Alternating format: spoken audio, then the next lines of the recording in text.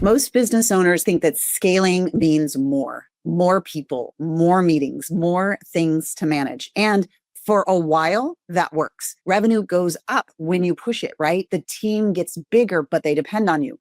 There's more momentum. But then you look at your calendar and think, thought I was creating freedom from scaling. Why does this feel heavier than it used to?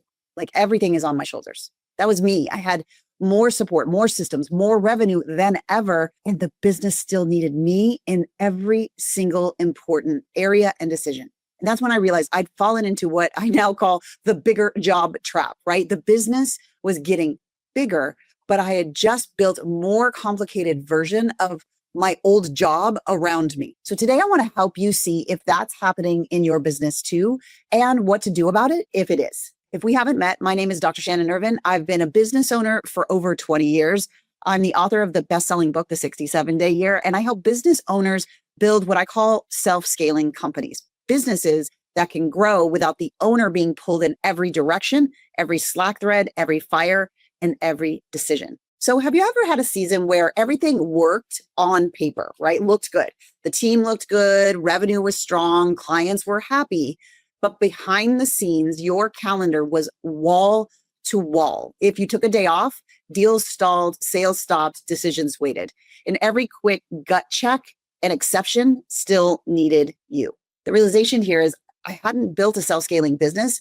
I built a business that scaled around and because of and needs me, right? Just needs me in order to be the engine to drive it. That's what we're talking about today. And by the end of this video, you'll know why your brain keeps pulling you back in the day-to-day operations in the middle of everything, even when you know you should step out. We'll talk about the one question that tells you if you're actually scaling or just making a more complicated version of your job, and a simple 3-step plan to start getting out of that bigger job trap in the next 90 days and get yourself out of the day-to-day operations. So I want to talk about why your brain keeps you trapped in this way, right? You didn't wake up one day and decide, I want to be in the middle of the day-to-day operations and I want everything to depend on me, right? You didn't do that. Your brain learned a pattern. For a long time, it kept this business alive. It's the push, it's the hustle, it's the intensity of you driving everything. And that works until it doesn't. Problem is, it's still running that pattern now that you need something different.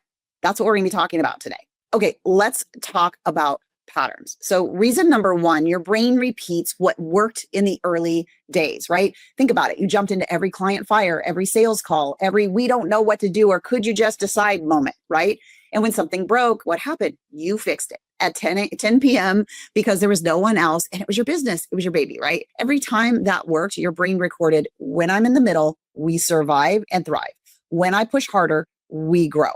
That wiring helps you reach maybe multi-6, potentially 7 figures, but now it becomes the ceiling that stops your revenue from growing. The pattern that has built the business is now the pattern that keeps you stuck in what we call the founder's operating system. Being needed feels like proof that you're doing something right, and it's rewarding. You get dopamine hits, right? You feel most valuable on days where there's nonstop questions and fires that you're just able to put out. When the team doesn't need you, you feel oddly useless. Your brain hits a hit every time of dopamine, every time you answer a question instantly or make a quick decision or rescue a project or close a deal that no one else could close. That trains the I'm a good CEO when everything runs through me wiring in your brain. That's why delegation feels like loss, not relief. If I'm not fixing everything, who am I really here? Or they just can't do it as fast as I can. And reason number 3 is letting go feels unsafe. When you imagine a client being handled differently than you would, your team making big decisions without looping you in, or a whole week where you're not on call, your body tightens. Your brain says, something's gonna get missed. I better just double check. And it shows up in, I'll build systems when things calm down. I'll step back after this next push, launch, hire, fill in the blank, right? Underneath all this, that's your nervous system saying safe. It's saying close, saying in control. It's safer that way. Once you see this, it's not about you being bad at delegating. Your brain has simply been wired for the building stage. Now we need to wire it for the scaling stage. That starts by facing the truth about what your current version of scaling is actually creating. Here's the truth that stings a little bit. I had to learn it too, and it hurts, but it's freeing once you see it. If your business is getting bigger, but you still depends on your brain for every important thing, you didn't scale, You just created a more expensive, more exhausting version of your old job. That's the bigger job trap that I was talking about.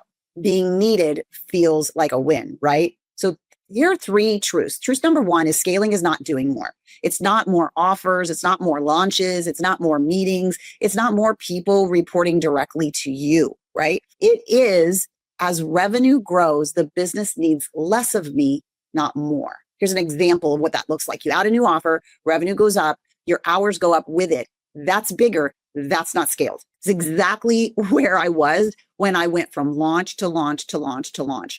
I drove revenue. I drove delivery. I drove whether the team did tasks, and I held every single outcome in the business. And I bet if you're listening to this, that's happening right now for you too. It feels so heavy. It feels like you can't breathe. It feels like you can't take a day off, or everything falls down around you. And then you start having thoughts like, why can't my team just figure this out? Right? And it's not a team problem. We're going to talk about that. Okay, truth number two, your team doesn't need more access to you. They need clear outcomes. What they really need is what winning looks like in simple numbers. Here's how we know we win, right? That's so important. And you need to have decision rules. You decide here, you pull me in here. Oh, in a weekly rhythm as well. This is when we're going to talk about it so that we're not constantly being pulled on. Here's an example. When that happens, everything is defaulting back to you. It's usually a system problem, not a people problem. That's the big aha I had to realize 15 years ago when I tried to sell the business and I had my investor ask me three important questions. He said, Shannon, does the business revenue rely on you? And I said, yes, it does. He said, Shannon, does the day-to-day operations rely on you? I said, yes, it does. He said, Shannon, is there anywhere within the company where I can see from above what's going well, what's struggling, and what is failing, and what we can do about it with key metrics and owners other than you associated with it? And I said, no, sir, there's not. We had a $2 million business at the time, but this is what he said to me. He said, Shannon, I don't love saying this, but here's what I need you to know. You have a good business for you. Seems like you want to sell it because it's exhausting you. But the problem is it's not valuable on the marketplace because it cannot run without you. Now you know why the passion comes in for systems to be built, because that solved the problem, and 8 months later created a 20x multiple exit of that business. It's usually a system problem, not a people problem. So truth number three here is your job now is an architect, not an engine. So your operator question here is, how do I get this done today? An architect question would say, how do we build this so it doesn't always need me? So here's some examples as an operator. You'd say things like, how do I close more deals? An architect would say, how do I build a sales process and a team that closes deals without me? An operator would say, how do I calm this client down? An architect would say, what needs to change so clients rarely reach this panic point? So here's the thing. Every time you answer the architect question, you loosen one link in that bigger job trap. Once you see this trap, you have a choice to make. Keep adding bigger around you, or rebuild in a way that makes the business less and less dependent on you as it grows. Now, let's make that choice super practical today, okay? You know, I'm always wanting to get it like step by step. So here's the 3-step plan to escape the bigger job trap. Step number one is to take the scaling or bigger job test. Here's the fastest way to see if you're actually scaling or just making your job and everything on your plate bigger. So question number one here is, if I stepped away for 30 days, would the business grow, stay flat, or shrink? Question number two, if I died tomorrow, honestly, what stops completely?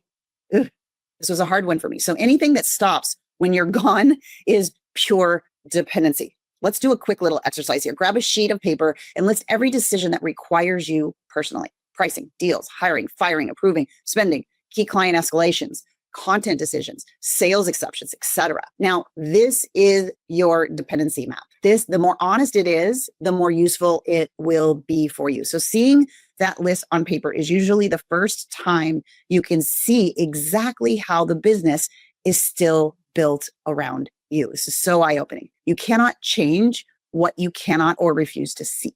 And this was the moment for me when I put it all on paper and said, oh my gosh, I'm trapped. So once you see this list, your old pattern will try to fix everything right now. That tyranny of the urgent. That's the same pattern that burned you out.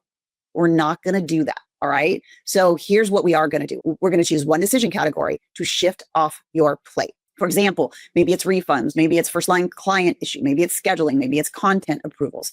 For that one area, give your team three things. Three things. They must have these three things. Number one, they need an outcome. What does winning look like in this area?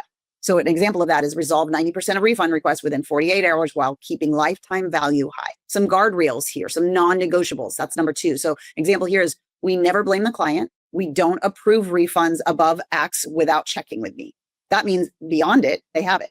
The decision rule here is who decides what. You decide any refund under X inside the guardrails. Over X or anything outside that pattern, you loop me in. Expect the urge to come up for you to jump in and save the day. That Superman cape or Superwoman cape is what built your business. You'll see a message come in and your brain will fire, oh, just handle it. It's faster. When that happens, I want you to pause and I want you to name what's happening. This is just how my brain is wired. It's that bigger job trap pattern again. This is my brain wanting me to feel needed in the arms of it's just faster. That pause and letting your team run the play you agreed on is where you start proving to your nervous system and to the team that it's safe to not be in the middle. You're building a new pattern, one decision at a time. This is 8-figure level thinking. So next in step 3, I want you to build a simple operating system, a 90-day cycle. You don't escape the bigger job trap with willpower. You escape it with a simple operating system that you actually use for the next 90 days. You don't need 47 systems. You need a few that actually run the business. Here they are. Number 1, you need a CEO system. This is where your calendar matches CEO work, not firefighting work, not operations. One simple weekly dashboard and a 30 to 60 minute weekly check-in. What's mine this week? What moves forward? What comes off of my plate, right? And then you need a team system. This is paramount. This is clear roles based on outcomes. 1 to 3 simple numbers per owner. A weekly red, green, and yellow rhythm. Red being it's broken, it's not hitting the numbers. It needs our attention. Yellow meaning it's fragile. Let's make sure we shore this up. And green meaning go. Like it's working, but this is a weekly rhythm. A team member that is an internal owner will say, here's what's red and here's what I'm doing about it, instead of what do you want me to do? That's the shift. And the last of the key scaling systems is a profit scaling system. It's a simple view of how leads become sales, how a client gets results and retention, how profit creates capacity. Focus on one constraint, one red thing every 90-day cycle instead of chasing everything. Let's call this the 90-day rule here. So for the next 90 days, you pick one of these systems to improve, whether it's CEO, team, or scaling. And you run a simple weekly rhythm around it. No random side projects that don't touch the system. Now you're starting to lead from above. When you keep that rhythm for 90 days, your calendar starts to change. Your team starts to own the day-to-day and the revenue generation. They own more. The business becomes slightly less dependent on you every single week. That is how you walk out of the bigger job trap. It's not overnight, built in one 90-day cycle at a time. So if you're listening to this video and thinking, okay, that's exactly what's happening in my business, that's what my free self-scaling business diagnostic is for. In this diagnostic workshop, we'll score your CEO system, your team system, and your profit scaling system together. And you'll walk away knowing which one is your real constraint for the next 90 days and what to change first. And if you want to keep learning the scaled CEO operating system that allows you to go from stuck, struggling, and in the center of everything in your business to a scaled CEO running the business from above, click here and learn more about the scaled CEO operating system that gets you free from the day-to-day. Let's build the system that lets your business scale without scaling more of you. All right, that's what we have for you this week. Bye for now.